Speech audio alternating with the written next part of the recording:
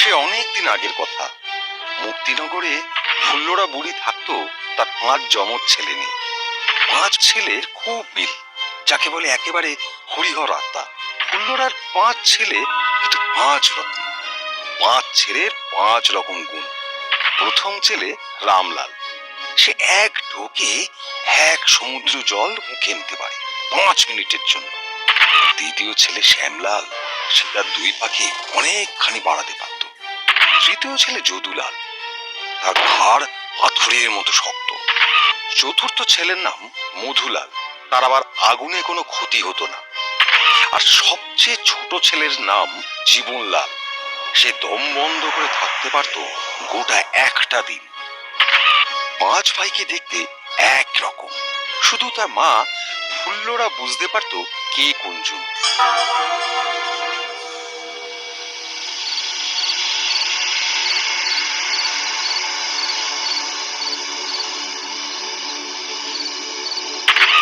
পাঁচ ভাই গভীর রাতে সমুদ্রে মাছ ধরতে যেত। বড় ভাই রামলাল সমুদ্রের পাড়ে দাঁড়িয়ে সমুদ্রের সব জল মুখের মধ্যে নিয়ে নিত। ভাই সব শোনো, আমি সমুদ্রের জল মুখের মধ্যে পুরে নিচ্ছি, তোমরা তাড়াতাড়ি মাছগুলো ঝুড়িতে পুরে উঠে আসবে, কেমন? তুমি প্রতিদিন এক কথা বলো কেন দাদা? আমরা কি 1 মিনিটও দেরি করেছি কোনোদিন? আমরা তৈরি দাদা।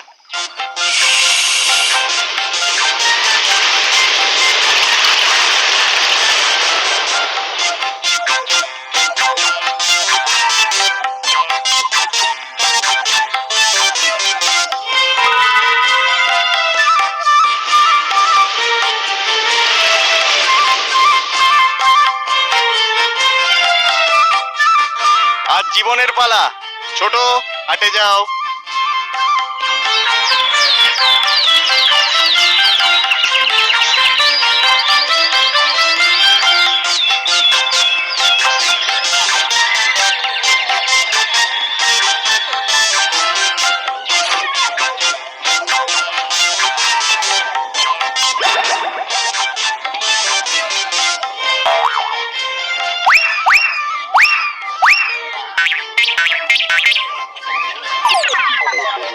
তুমি প্রতিদিন মাছ পাও কি করে বলো তো? কই কই আমরা তো পাই না। হ্যাঁ, নিশ্চয়ই কিছু জাদু টোনা করো না? না না না, আমাদের বলতেই হবে কি করে তুমি প্রতিদিন এত মাছ ধরো, বলতেই হবে। কাল ভোর রাতে তোমরা এসো, তোমাদের মাছ ধরিয়ে দেব। জীবনলাল বাড়িতে গিয়ে সব কথা বলে। সব শুনে রামলাল রাজি। পরদিন সব জেলে সমুদ্রে এসে হাজির। বাকি 4 ভাই আজ কিন্তু আসেনি। একা রামলাল ওদেরকে বলে, দেখো, আমি 5 মিনিটের জন্য সমুদ্রের জল মুখের মধ্যে ঢুকিয়ে নেব। তোমরা 5 মিনিটের মধ্যে সমুদ্রে যত মাছ আছে সব ধরে নেবে, কেমন? আবার বলছি, 5 মিনিটের বেশি আমি জল ধরে রাখতে পারবো না, বোঝা গেল? ঠিক আছে, তুমি চিন্তা করো না তো। কোনো চিন্তা নেই।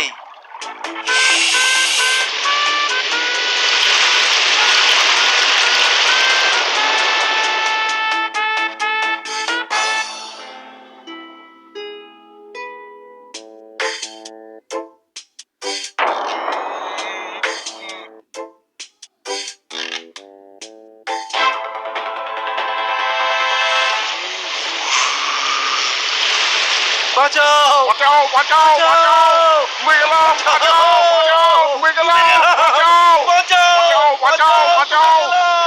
গ্রামে হাহাকার নেমে এলো। জেলেদের পরিবারের সবাই রামলালের নামে রাজার কাছে নালিশ জানালেন।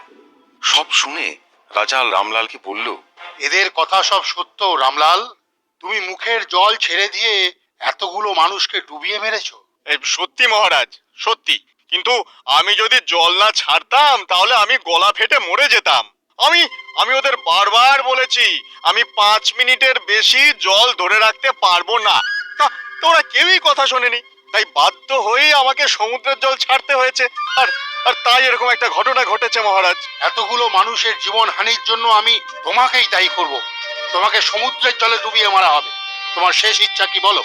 রাজামশাই, মরতে যখন হবে তখন আমি আর কোনো বিরোধিতায় যাব না। শুধু মরবার আগে একবার আমি মায়ের সাথে দেখা করতে চাই। ঠিক আছে, তাই হবে।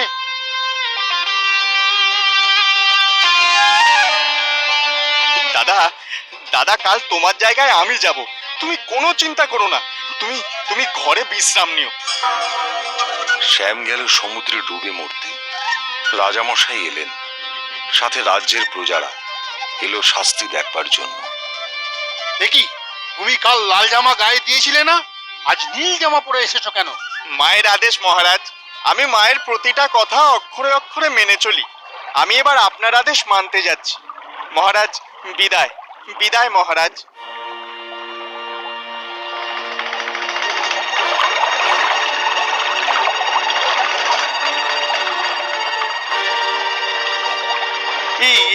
এটা কিরকম হলো? পায়ে কি রবার লাগানো আছে নাকি গো? হ্যাঁ হ্যাঁ, কি গো? হ্যাঁ, সমুদ্রের জল রামের তো কিচ্ছুটি করতে পারলো না, জাদু তো না জানে বোধ হতিছে।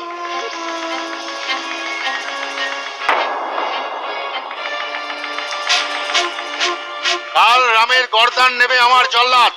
বলো বলো বলো বলো, তোমার শেষ ইচ্ছা কি বলো? কাল কাল সারা রাত আমার মা কেঁদেছে মহারাজ। আমি আমি শুধু মাকে একটু দেখে আসি মহারাজ।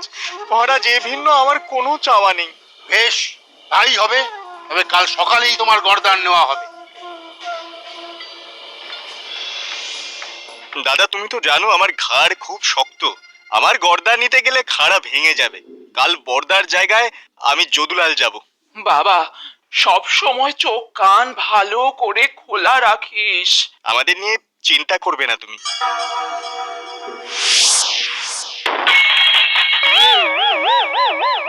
এটা কিরকম হলো? এ কি সর্বনাশ কাণ্ড চলছে গো? বলি হচ্ছেটা কি? হ্যাঁ, এইরকম তো কোনো কালে দেখিনি। শোনো প্রজাবৃন্দ, কাল রামলালকে আগুনে পুড়িয়ে মারা হবে। মহারাজ মহারাজ আগুনে আমার নিস্তার নেই আমি জানি, তাই মায়ের সাথে শেষবারের মতন দেখা করে আসতে দিন। ঠিক আছে ঠিক আছে, এক রাতের জন্য তুমি মায়ের কাছে থেকে মাকে দেখে এসো। কি হচ্ছে বলো দেখি? কিছুই তো বুঝে উঠতে পারছি না গো। হ্যাঁ, জলে ডোবালো, পা লম্বা হলো, হাড়ি কাটে মাথা দিল, খাড়া ভেঙে গেল। ওই রামলাল জাদুটো না জানে। হ্যাঁ,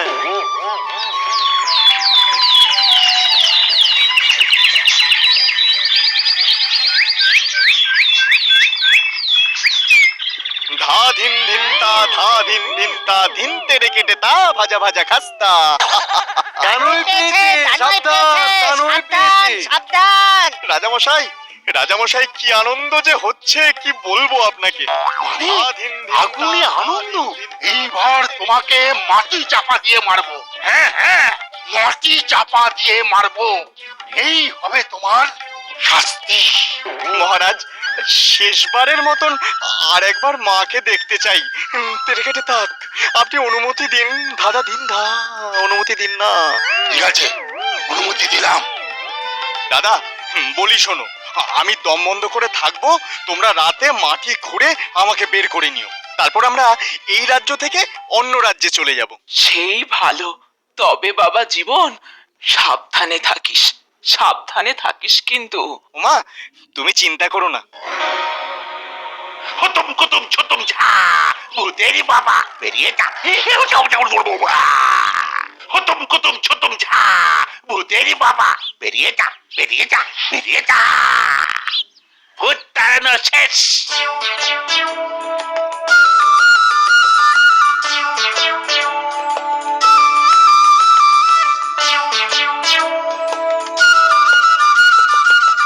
এবার গর্তে ফেলে দিন, ফেলে দিন।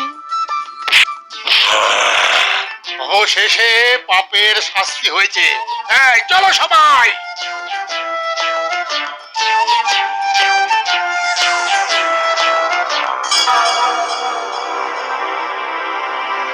ওদিকে মাকে নিয়ে চার ভাই রাতের অন্ধকারে সেই কবরের কাছে এসে মাটি খুঁড়ে জীবনকে বার করলো।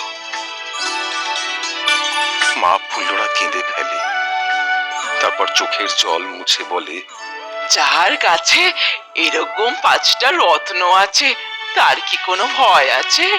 অন্য কোথাও গিয়ে শুরু করব নতুন করে।